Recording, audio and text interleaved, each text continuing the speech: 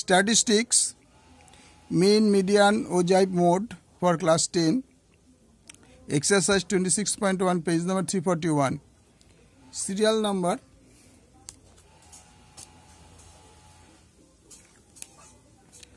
8201. Question number 882. শ্রেণী সীমানা 25 থেকে 35, পরিসংখ্যা 4। শ্রেণী সীমানা 35 থেকে 45, শ্রেণী পরিসংখ্যা 10। শ্রেণী সীমানা 45 থেকে 55, পরিসংখ্যা 8। শ্রেণী সীমানা 55 থেকে 65, পরিসংখ্যা 12। শ্রেণী সীমানা 65 থেকে 75, পরিসংখ্যা 6। আমরা কল্পিত গড় ধরে নিয়েছি 50 ইকুয়াল টু এ, আর শ্রেণী দৈর্ঘ্য হচ্ছে এই ডিফারেন্সটা এইটা 10 একক। তাহলে 25 থেকে 35, পরিসংখ্যা হচ্ছে F1 হচ্ছে 4, আর মধ্যক এই দুটো যোগ করে 2 দিয়ে ভাগ করলে হচ্ছে 30।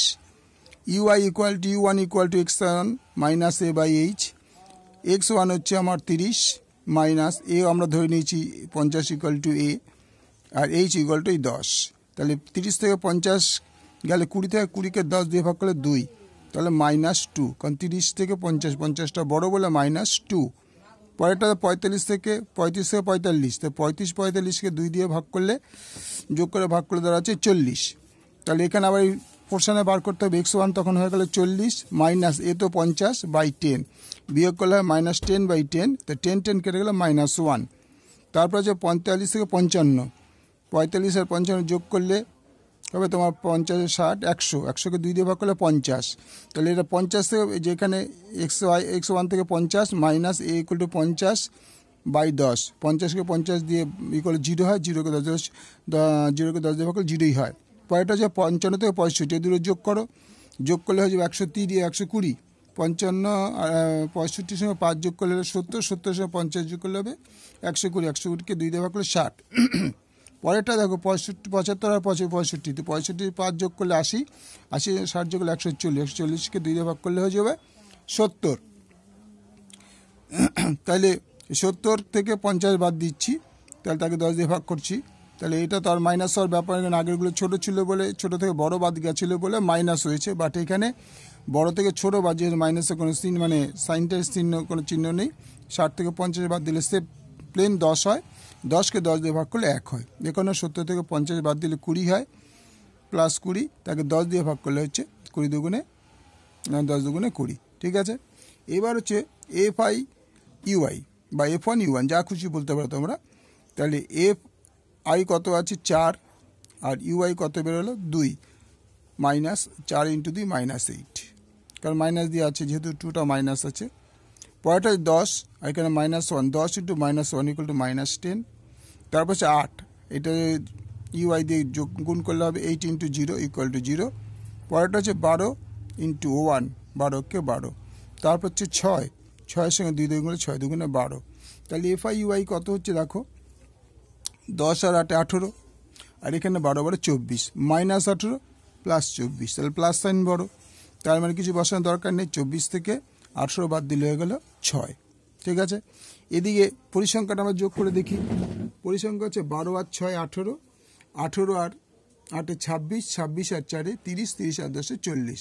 তাহলে সিগমা FI ইকুয়াল টু 40। তার কল্পিত গড় পদ্ধতিতে গড় নম্বরটা কী করে? আচ্ছা, এই সিস্টেমটা তোমাদের দেখিয়ে দিচ্ছি। এখানে যেটা করেছিলাম যে U1 equal to x1 minus a by h, এইচটা হচ্ছে তোমার এই দুটো ডিফারেন্স, শ্রেণী দৈর্ঘ্য যেটা বলা হয়।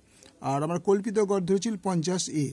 তাহলে xi হচ্ছে প্রথম xi হচ্ছে এটা, এই যে xi বা x1 তোমরা যা খুশি বলো, এটা 30, 30 থেকে বাদ দিচ্ছে, এটা হচ্ছে 50 ধরেছিলাম, এটা 50 ধরেছিলাম, তাই 30 থেকে 50 বাই 10, h 10।